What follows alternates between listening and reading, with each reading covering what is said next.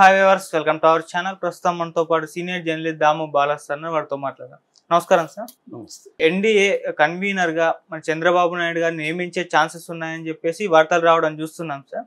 అసలు NDA convener గా ఎందుకు నియమిస్తారు? అసలు చంద్రబాబు గారికి ఎందుకు ఇచ్చే అవకాశం ఉంది? మరి దీనివల్ల జగన్మోహన్ రెడ్డి గారికి ఏమైనా నష్టం ఉందంటారు సార్? ఇది ఏంటంటే ఇప్పుడు ఎలక్షన్ రాకముందే రకరకాల ప్రిడిక్షన్స్ స్టార్ట్ అయినాయి. మొన్న మనం కూడా చెప్పుకున్నాం, జగన్తో ఆల్రెడీ బీజేపీ వాళ్ళు టచ్లో ఉన్నారని. ఎందుకంటే వాళ్ళకి మెజార్టీ వచ్చే అవకాశం లేదు. యోగేంద్ర యాదవ్ లాంటి వాళ్ళు కూడా చాలా స్ట్రాంగ్గా చెప్తున్నారు, బీజేపీకి ఓన్గా గవర్నమెంట్ ఫామ్ చేసే మెజార్టీ ఉండదు, ఖచ్చితంగా బీజేపీ తమ పార్ట్నర్ పార్టీల మీద డిపెండ్ అవ్వాలి. పార్ట్నర్ పార్టీలు కూడా స్ట్రాంగ్గా ఇవ్వలేరు, ఉన్నది ఎంతో కొంత తెలుగుదేశమే ఉంది. ఇంకా జేడీయూఎస్ కానీ జేడీయూయూ కానీ తర్వాత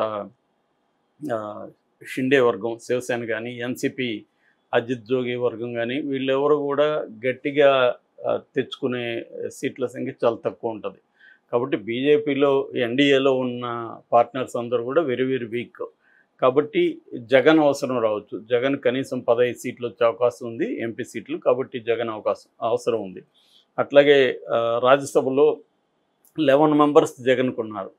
సో 2 ఏళ్ళ వరకు తెలుగుదేశానికి ఛాన్స్ లేదు రాజ్యసభలో. అందుకని రేపొద్దున బలహీనమైన సంకీర్ణ ప్రభుత్వం అక్కడ ఏర్పడినప్పుడు జగన్ అవసరం వాళ్ళకి బలంగా ఉంటుంది. అనేక బిల్లులకి జగన్ సపోర్ట్ కావాలి. సో అందుకని జగన్తో టచ్లో ఉన్నారు అన్న ఒక ఆర్గ్యుమెంట్ని వైసీపీ బిల్డప్ చేసుకుంటూ వస్తుంది.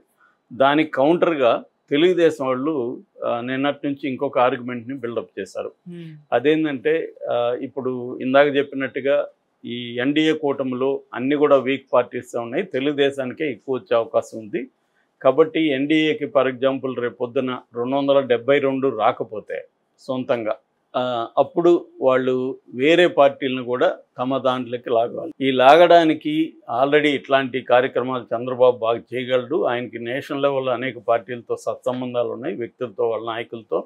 కాబట్టి ఆయన్ని ప్రయోగించి చేస్తే దేశవ్యాప్తంగా ఆయన ఆర్గనైజ్ చేసి తీసుకొస్తాడు. అందుకని ఆయన గతంలో 2 దశాబ్దాలకు ముందు కూడా వాజ్పేయి గవర్నమెంట్లో ఇదే రోల్ ఆయన ప్లే చేశాడు. సో అప్పుడు వాజ్పేయి ఈయన కన్వీనర్గా కూడా ఉన్నాడు ఎన్డీఏకి. అందుకని ఇప్పుడు కూడా ఆయన కన్వీనర్ చేస్తారు ఎన్డీఏకి. సో ఈయన వెళ్ళి దేశంలో అనేక పార్టీల హెల్ప్ని బీజేపీకి లేదా ఎన్డీఏ కూటమికి తీసుకురాగలుగుతాడు. అందుకని ఆయన్ని చేస్తారు. ఒకవేళ ఎన్డీఏ కన్వీనర్గానే అయితే మాత్రం జగన్కి చుక్కలు చూపిస్తాడు చంద్రబాబు.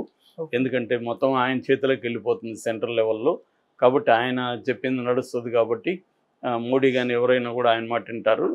అప్పుడు జగన్ని ఆల్రెడీ 18 కేసుల్లో 10 ఏళ్ళ నుంచి జగన్ బెయిల్లో ఉన్నాడు. కాబట్టి ఆ బెయిల్ క్యాన్సిల్ చేసి జగన్ని జైలుకి పంపించే అవకాశం ఉంది అనే ఒక వినసం పైన ఒక నెరేటివ్ని వీళ్ళు తీసుకెళ్తున్నారు.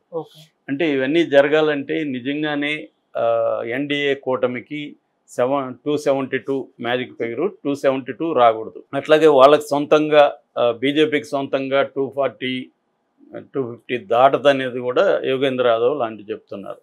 సో నిజంగా అది జరిగి ఇటు ఇండియా కూటమి ఒక 200 సీట్లు వచ్చి అటువంటి ఒక టైట్ పొజిషన్ వచ్చినప్పుడు చెప్పలేము, చంద్రబాబుకి కూడా ఆ రోలు ఇవ్వచ్చు వాళ్ళకి. చంద్రబాబు గారిని నేను ఆర్గనైజ్ చేస్తాను వదిలేండి అనేది ఏమన్నా అంటే, ఎందుకంటే బీజేపీకి యాంటీగా అన్ని పార్టీలు ఇవాళ ఉన్నాయి. ఎందుకంటే బీజేపీ ఏ పార్టీని వదలకుండా అన్ని పార్టీలని వేధిస్తుంది. అన్ని పార్టీల మీద ఎన్డీఏ మన ఈడీ అండ్ సిబిఐని ప్రయోగించి వాళ్ళని జైలుల్లో పెట్టడం, కేసులు పెట్టడం, ఈవెన్ తనతో మంచిగా ఉన్న వాళ్ళని కూడా వదలట్లేదు. సో అందుకని చంద్రబాబు అయితే ఇప్పుడు దాన్నంతా డీల్ చేయగలడు. బీజేపీ వాళ్ళ మాట ఆ పార్టీలు వినే అవకాశం లేదు. చంద్రబాబు అయితే ఈ పార్టీల ప్లస్లు మైనస్లు అన్నీ ఆయన బాగా తెలుసు. కాబట్టి ఆయన డీల్ చేసుకొని రాగలడు.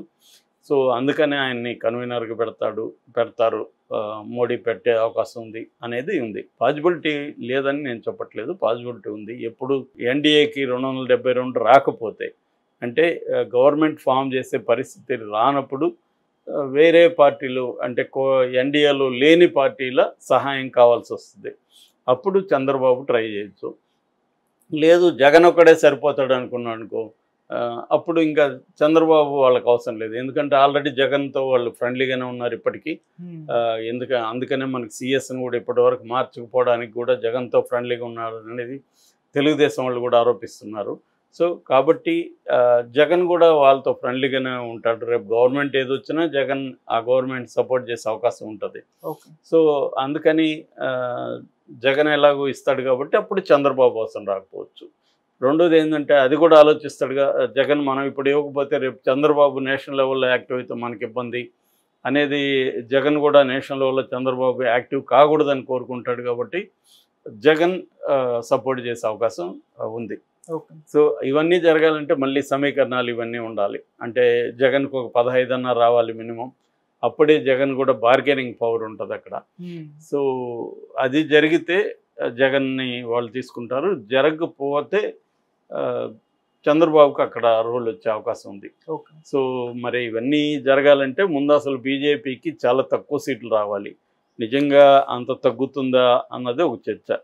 ప్రశాంత్ కిషోర్ లాంటి వాళ్ళేమో తగ్గదు, ఖచ్చితంగా 303 అయితే వస్తాయి, లాస్ట్ టైం ఎన్ని వచ్చాయి అన్ని ఖచ్చితంగా వస్తాయి, ఇంకా ఎక్కువ కూడా వస్తాయి, కానీ అన్నిటికై 303కి అయితే తగ్గదు అని ప్రశాంత్ కిషోర్ అనేక టీవీ ఛానల్కి ఇంటర్వ్యూ ఇస్తున్నాడు. దానికి కూడా ఆయన చెప్పే రీజన్ ఏంటంటే బీజేపీ పట్ల అసంతృప్తి ఉంది, బట్ ఆగ్రహంగా మారలేదు. అట్లాగే బీజేపీని దించి ఇండియా కూటమిని అధికారంలోకి తీసుకురావాలనే పట్టుదల కూడా జనంలో లేదు. కొంత అసంతృప్తి ఉన్న మాట వాస్తవం, మోడీకి కరిష్మా తగ్గిన మాట వాస్తవం, కానీ అది సరిపోదు. కూటమి కానీ ఇంకొంత యాక్టివ్గా పనిచేసి ఇంకొంత స్ట్రాటజిక్గా పనిచేసి ఉంటే కష్టమయ్యేది మోడీకి. కూటమిలో బలహీనతల వల్ల, ముఖ్యంగా రాహుల్ గాంధీ బలహీనతల వల్ల మోడీకి ఈక్వల్గా రాహుల్ గాంధీని నిలపలేకపోయారు కూటమి వాళ్ళు. దానికి కారణం ఏంటంటే కూటమిలో ప్రధానమంత్రి కావాలని నలుగురు ఎదురు అనుకుంటున్నారు, కేజ్రీవాల్ కావచ్చు, మమతా కావచ్చు, ఇలాగా.